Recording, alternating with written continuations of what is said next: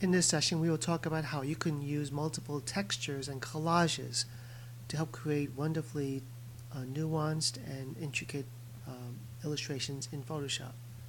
So before we do that, I just want to introduce you to this really fabulous website called textures.com.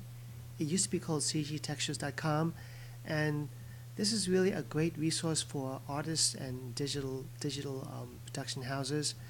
And if you were to create a profile and log in on the upper right hand side, you'll have access to a wide range of patterns and textures. And on the left hand side is broken down into things like animals, domestic, brick,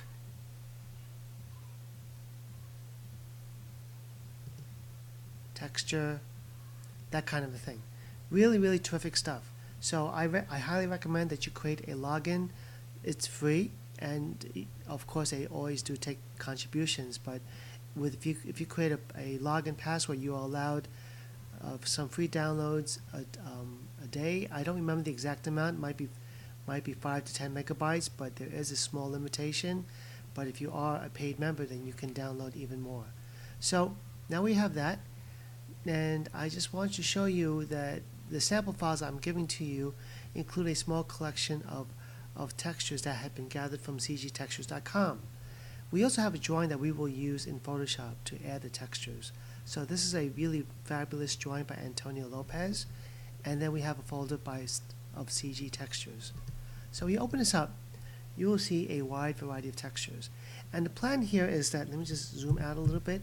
The plan here is that we want to choose a couple of textures that we will be adding into our drawing.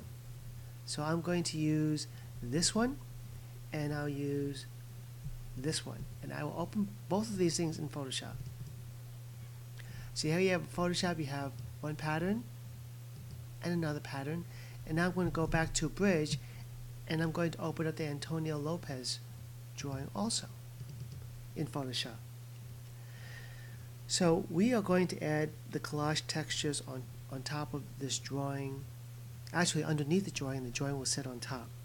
So in order to preserve the line, we're going to use the exact same procedure as what we used in our previous session with the Heinrich clay turtles. So we are going to open the channels palette.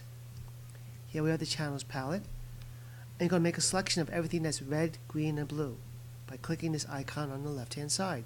So when you click it, you have now selected everything that's pure white.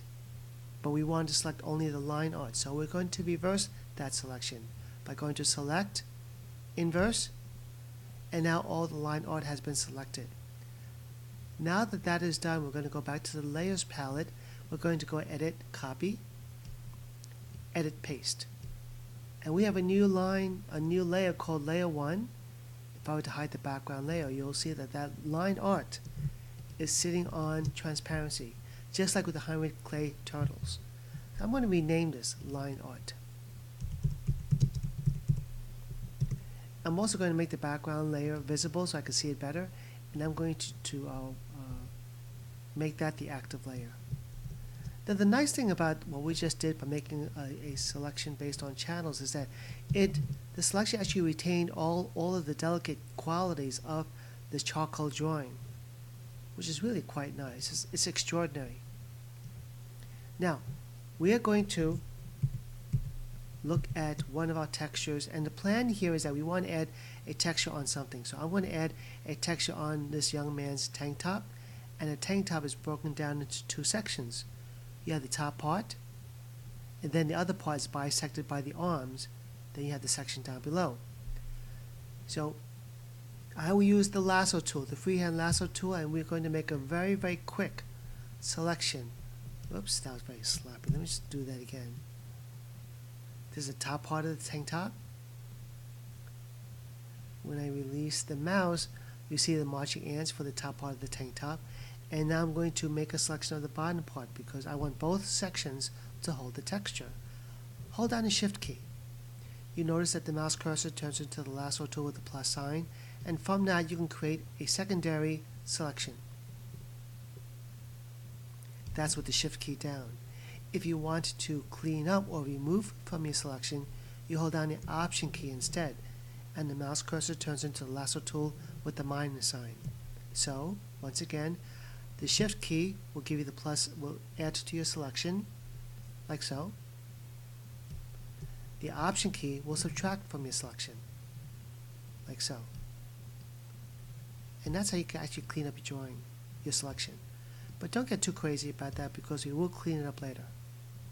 Okay, now we're going to go back to our first pattern.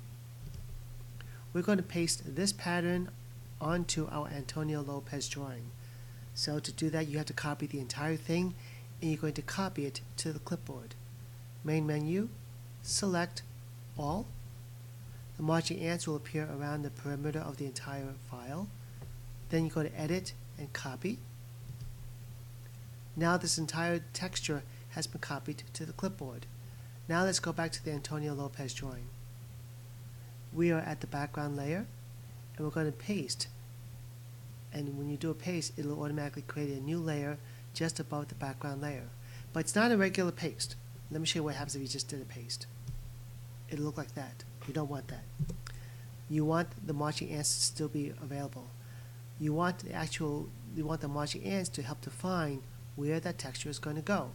So you're going to go to Edit on the main menu, move down to the word Paste Special, move down into the words Paste Into. Edit, Paste Special, Paste Into. Then when you click it, the marching ants will disappear, and in its place you will see the texture sitting inside where the marching ants used to be. Now let's take a little look at the Layers palette. We don't need the channels anymore. Let's take a look at the Layers palette. The Layers palette just became quite doubly complicated. It's a new layer called Layer 1. On the left-hand side in the thumbnail, you can see that that is the actual pattern that had been pasted. And on the right-hand side, you see the layer mask. This is the stencil for the mask itself, and it actually shows and hides parts of the layer. If you wanted to view what the mask looks like, you hold down the Option key and you click the mask, and the mask is now visible. Option, click it again, and then the mask is automatically invisible, but still having its effect. Now, if you press B for brush, you can actually use black or white paint to help clean up this mask, because you're painting on the mask itself, not the layer. So black paint will actually hide more. I'm pressing B for brush, painting with black, and you'll notice that the actual color palette, when you select the Layers palette, the foreground and background palette will automatically become black and white. And if you ever want to reverse these two colors, all you have to do is press the letter X, and that reverses it. And that allows you to jump from black to white very quickly. So I'm painting with white to show more. Press X to reverse it, and paint with black to hide. So this is how you actually clean up. Let me add this little piece over here. Press X again. Finish that off over there. Let me zoom in. Clean this area up over here.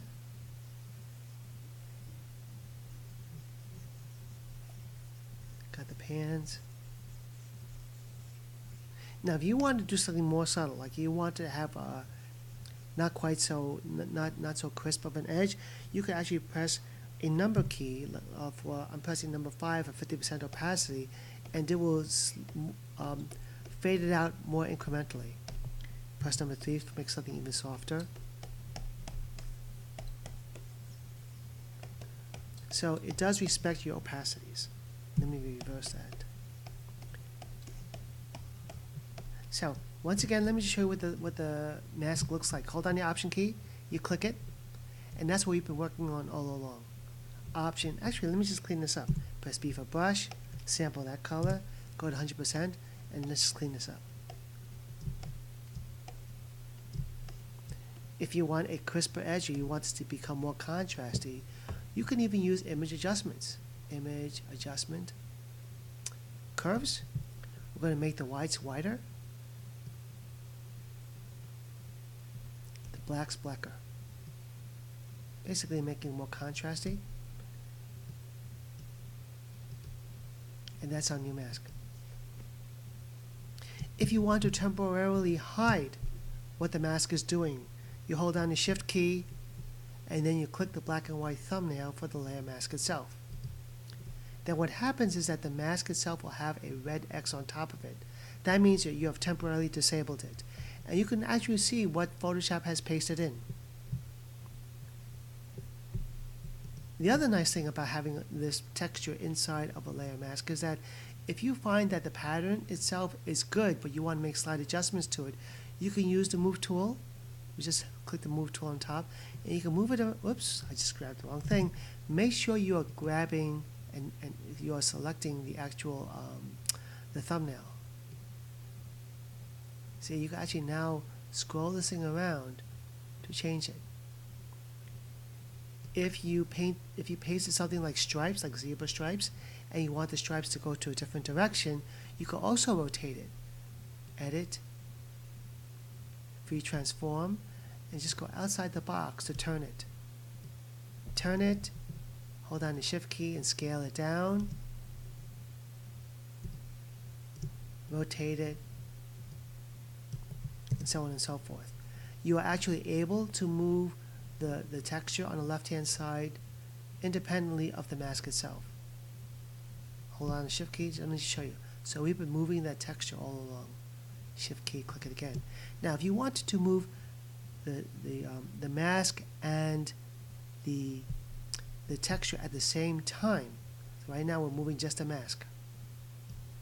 If you click this, you're just moving the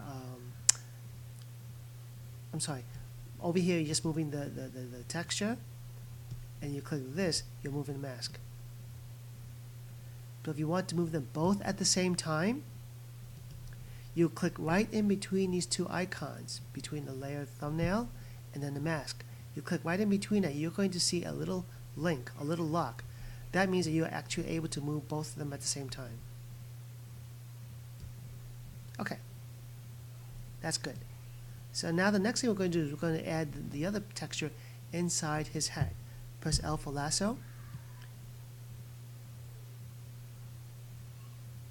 There you go. And we're going to put the pattern inside this marching ant. So we're going to choose our other pattern, which is this. Select all. Copy it to the clipboard. Go back to our drawing. Marching ants are there. Go to Edit. Paste Special. Paste Into. There you go. Let's zoom in on that a little bit more. We are going to select the mask now. B for brush. Use the black color to clean that up.